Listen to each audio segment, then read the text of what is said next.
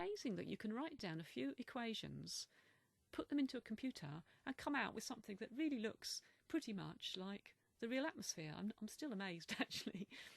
But of course, then you've got to say, well, if you want to do experiments in changing the climate, you know, how good is the physics in the model that you can actually then tweak it and get out something that you think is realistic? So you can test that in various ways. You can do historical runs where you put in changes in greenhouse gases and changes in the sun that you know have taken place over the last decades, and to compare the results with observed temperature distributions. And we can do those pretty well too.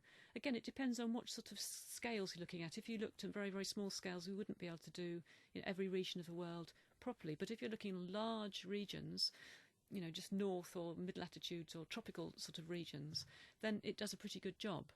So you think, well, there must be something right about the physics in that we're doing that, and that gives us some faith in predicting what might happen in the future.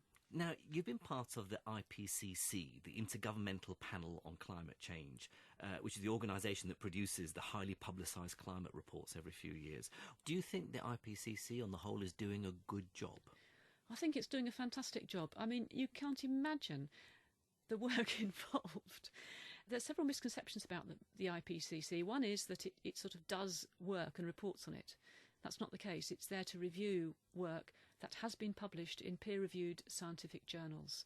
So it's not doing any of its own work.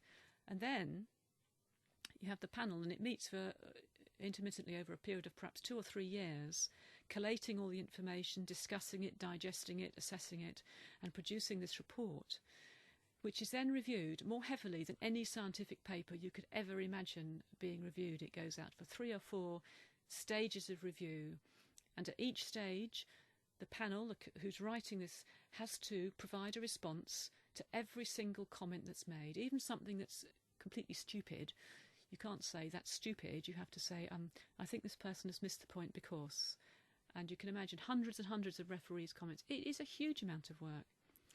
And the idea that the IPCC is some sort of consensus body of mad green scientists who are all trying to have their own agenda worked through government or something or other is quite ludicrous. I mean, you know what it's like when you put a load of scientists together in a room. They're not going to decide to agree with each other. In fact, they're each going to try and be clever and disagree with each other. So consensus is very, very hard to achieve.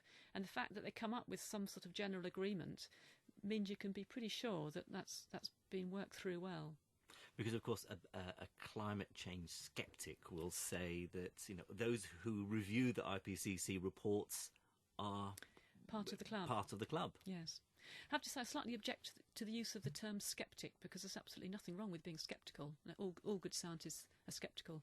So I tend to refer to those people you mean as climate change deniers, because they just deny it's happening and choose various reasons. What is the current consensus then among scientists about how our climate is changing? Are we doing enough to avert a potential disaster in years to come? No, not at all. No, I mean, precious little.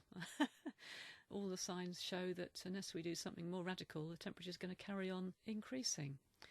Of course, there's been quite a bit of controversy over the recent months because the increasing trend of the temperature seems to have flattened off a bit. And so that's given succor to some of the climate change deniers. Oh, you see, it's all gone away. But I don't think that's the case at all.